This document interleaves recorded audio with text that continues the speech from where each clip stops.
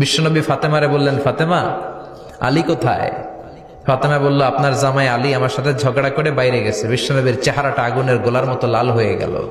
বিশ্বনবী ডেকে বললেন, ফাতেমা, তুমি বিশ্বনবীর মেয়ে হতে পারো, কিন্তু আলী তোমার স্বামী। আলী যদি তোমার উপর নাখোশ থাকে, জান্নাতের দরজা তোমার জন্য খুলবে না। কোথায় গেছে আলী, কোথায়?